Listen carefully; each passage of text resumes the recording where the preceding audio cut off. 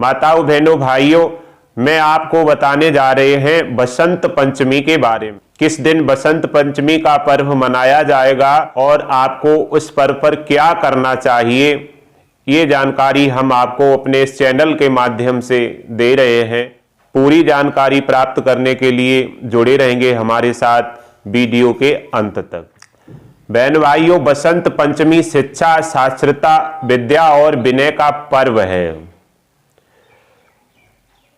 माघ मास के शुक्ल पक्ष की पंचमी तिथि को जगत के रचयिता भगवान श्री ब्रह्मा जी के मुख से माता सरस्वती प्रकट आई थी। माता सरस्वती के कोई माता नहीं थी, केवल पिता ब्रह्मा जी ही थे उनके। और माता सरस्वती विद्या बुद्धि की माता हैं, ये तो आप जानते ही हैं। और इस बार बसंत पंचमी का पर्व 26 जनवरी को गुरुवार वाले दिन ही मनाया जाएगा। 26 जनवरी की बेला होगी और माता सरस्वती के जन्मोत्सव की चर्चा अथवा पूरे विश्व में धूमधाम से उनका गुणगान होता होगा। और इधर माँ भारती, जगत जननी माँ दुर्गा की चर्चा पूरे विश्व में गूंज रही होगी। अति पावन मई दिवस 26 जनवरी इस बार हो जाएगा। हम आपको ये भी बताएंगे कि माता सरस्वती का आपको व्रत किस प्रकार रखना चाहिए।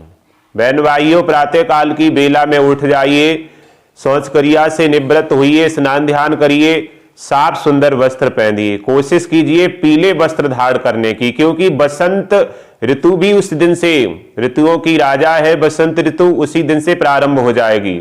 और बसंत ऋतु वाले दिन, बसंत पंचमी वाले दिवस पीले वस्त्रों का बहुत ही महत्व है, या फिर सफेद वस्त्रों का बहुत महत्व है। पीले अथवा सफेद वस्त्र धारण कीजिए, व्रत का संकल्प लीजिए, 1 लोटा जल भरिए, भगवान भास्कर पत्र पढ़ कीजिए और उसके बाद व्रत धारण कर लीजिए। माँ सरस्वती का पूजन का जो मुहूर्त है वो सुबह सुबह की बेला में ही है, ध्यान रखें इस बात का।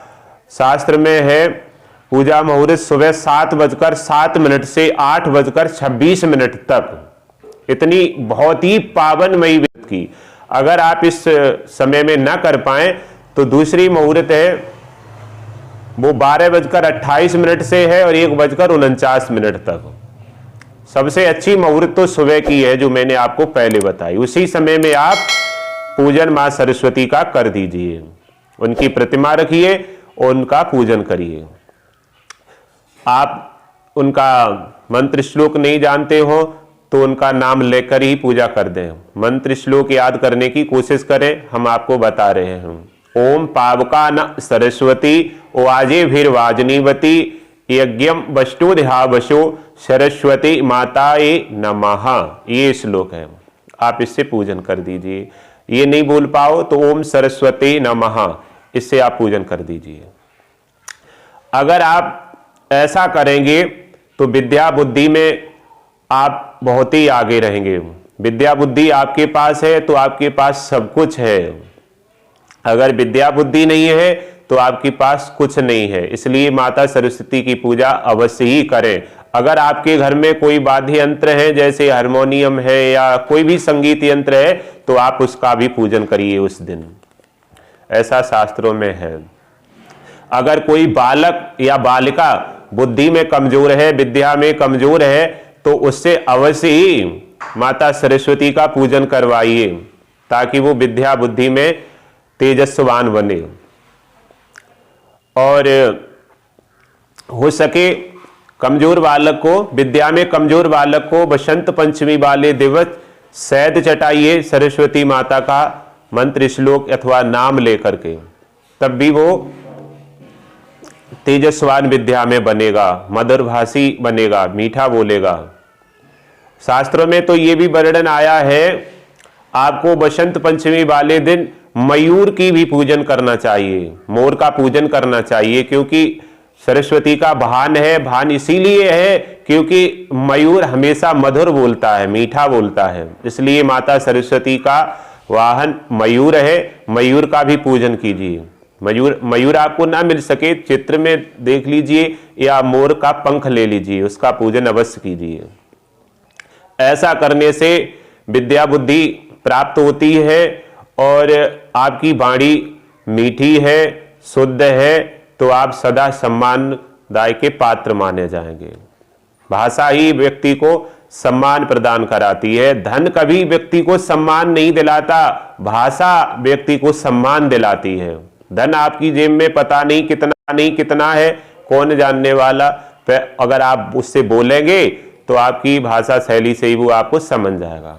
इसलिए भाषा आपकी ठीक है तो आपका सब कुछ ठीक है। और भाषा आपकी तभी ठीक होगी जब आप माता सरस्वती की पूजा करेंगे, उनका गुणगान करेंगे और रोज किसी न किसी पुस्तक का अध्ययन करेंगे।